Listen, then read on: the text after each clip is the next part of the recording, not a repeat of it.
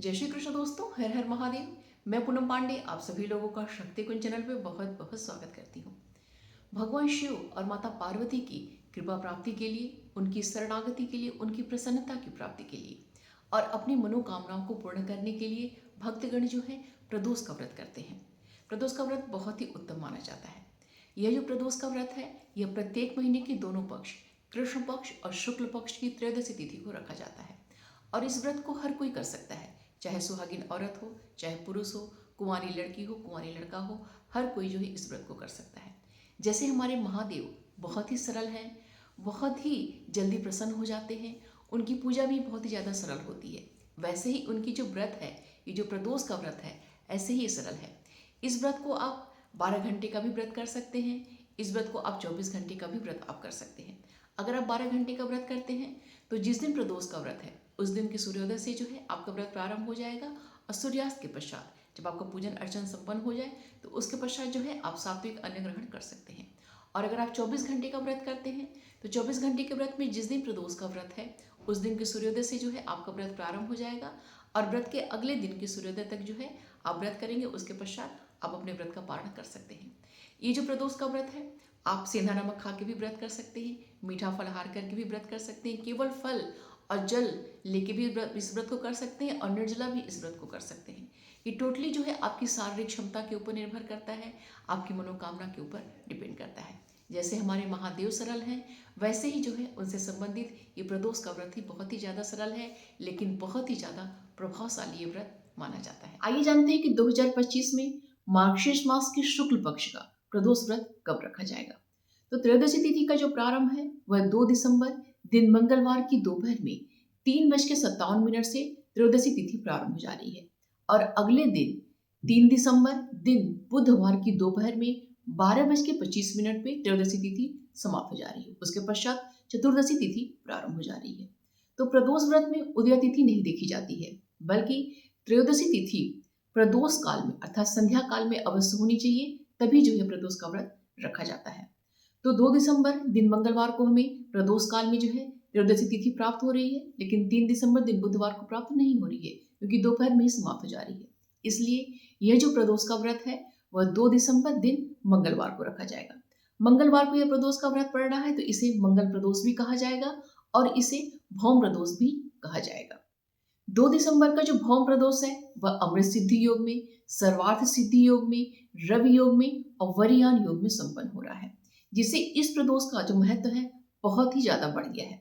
क्योंकि इतने अच्छे योग में इस भौम प्रदोष व्रत के संपन्न होने से हम जो भी आध्यात्मिक कार्य करेंगे, हम जो भी धार्मिक कार्य करेंगे, उसका जो पुण्य लाभ है कई गुना जो है बढ़ के हमें प्राप्त होगा।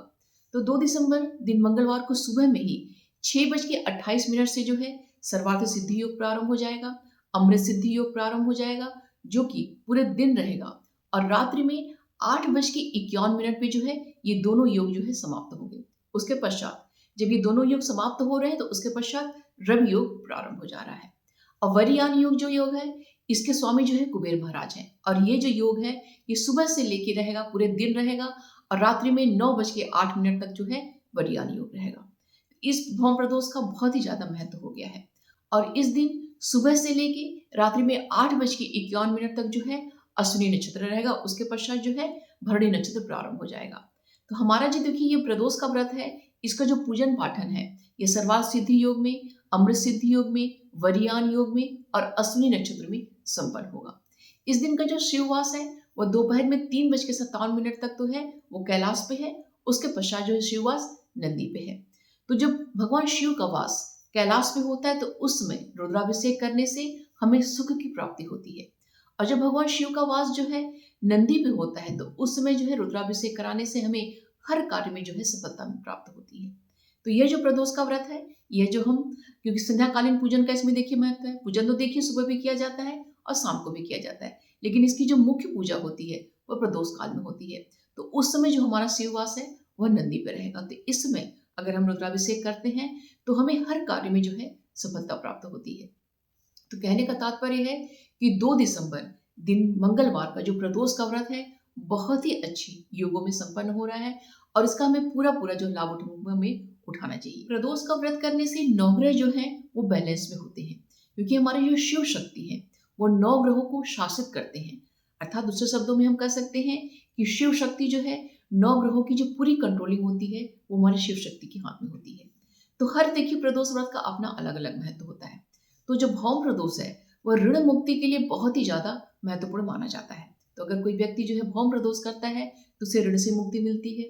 इसके अलावा जो है जमीन जायदाद भूमि भवन आदि से संबंधित जो समस्याएं होती हैं वो समस्याएं दूर होती हैं।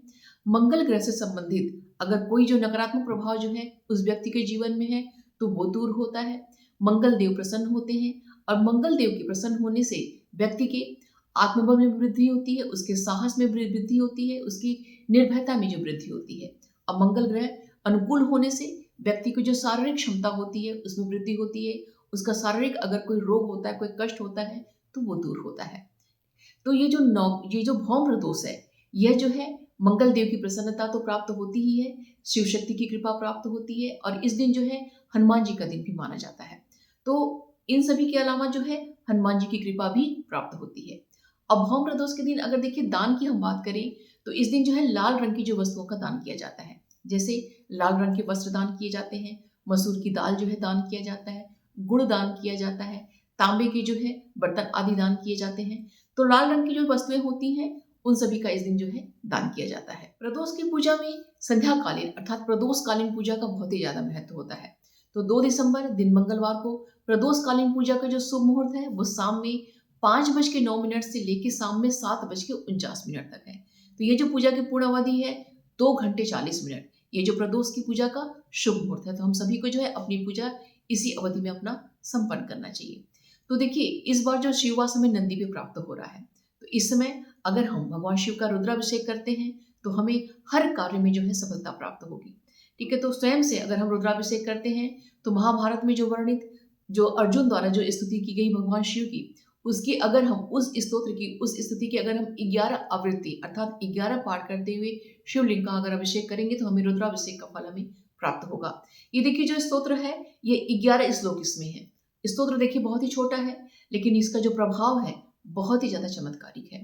ठीक है, तो ये बहुत सरल भी है।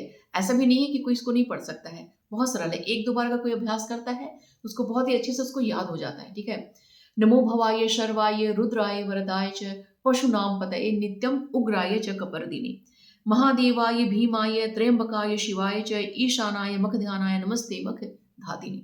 बहुत ही अच्छा स्तोत्र है। इसकी जो है 11 आवृत्ति करते हुए 11 पाठ करते हुए अभिषेक हम करेंगे तो रुद्राभिषेक का हमें फल प्राप्त होगा। इसके अलावा भगवान शिव का जो है सहस्त्रनाम का पाठ कर सकते हैं। अगर शिव सहस्त्रनाम का पाठ नहीं करना है तो भगवान शिव के 108 नाम का पाठ करिए। माता पार्वती की जो है 108 नाम का पाठ करिए। आप चाहिए तो जो 108 नाम का पाठ करते हुए भगवान शिव को शिवलिंग पे आप कुछ अर्पित भी कर सकते हैं, बेलपत्र अर्पित कर सकते हैं, पुष्प अर्पित कर सकते हैं या फिर अनाज जैसे आपका जो है कोई अनाज जो है उसका जो है आप उसमें भगवान शिवलिंग को अर्पित कर सकते हैं। कि देखिए मंगलवार है, भौम प्रदोष है, तो अब मसूर का दाल जो है 108 दाने जो गिन लीजिए, मसूर का दाल भी देखिए आप अर्पित कर सकते हैं। ठीक है, अगर आप गुड़ का दान करना चाह रहे हैं तो 108 पीस आप गुड़ ले लीजिए, वो भगवान शिवलिंग पे अर्पित करते हुए उसको चढ़ा दीजिए, उसको फिर आप दान कर दीजिए। इस तरीके से भी आप कर सकते हैं। इसके अलावा देखिए अगर आपको जमीन जायदाद का आप काम करते हैं, आपको भूमि से संबंधित, भवन से संबंधित, मतलब पृथ्वी से संबंधित क्योंकि मंगल ग्रह, क्योंकि ये भौम प्रदोष है तो मंगल ग्रह से संबंधित है, इससे संबंधित कोई भी समस्या अगर आपका है तो आपको इस दिन जो है पृथ्वी स्तोत्र का पाठ जो है अवश्य करना चाहिए। आपको धरा स्तोत्र का पाठ अवश्य करना चाहिए। ठीक है, ऐसे ही जो है सुहागिन महिलाएं जो हम लोग हैं, हम लोगों को जो है मंगल चंडिका का जो है इस दिन जो है अवश्य पाठ करना चाहिए। ठीक है, तो जो ये सब चीजें होती है ना, खासकर जब हमको खासकर जो विशेष तिथियां प्राप्त होती हैं इन सभी दिनों जो हमें प्राप्त पढ़ना चाहिए। और देखिए जो धरा स्तोत्र है, पृथ्वी स्तोत्र है, आप लोग जो गीता प्रेस की जो है देवी स्तोत्र रत्नाकर, इसको आप ले लेंगे तो बहुत सारे स्तोत्र जो है आपको उसमें प्राप्त हो जाएंगे। ठीक है, उसमें हिंदी संस्कृत दोनों दिया हुआ है, उसको देख के उसमें से आप लोग पाठ इसका आप लोग कर सकते हैं। शिवलिंग का जो पूजन है वह श्री सांब सदा शिवाय नमः, इस मंत्र को बोलते हुए आप लोग अपनी पूरी पूजा जो है अच्छे से संपन्न कीजिए और ज्यादा से ज्यादा जो है नाम जाप करिए, मंत्र जाप करिए, क्योंकि कलयुग में यही जो है उद्धार करने वाला है। तो नमः शिवाय मंत्र का ज्यादा से ज्यादा आप लोग उसका जाप करिए आप लोग। तो उम्मीद करती हूँ कि यह वीडियो जो है आप सभी के लिए बहुत ही हेल्पफुल होगा। वीडियो पसंद आएगा तो प्लीज लाइक करिएगा, शेयर कीजिएगा और कमेंट बॉक्स में जो है हर हर महादेव अवश्य लिखिएगा। मिलते हैं अगले वीडियो में। अपना और अपनों का ख्याल रखिएगा। जय श्री कृष्ण। हर हर महादेव।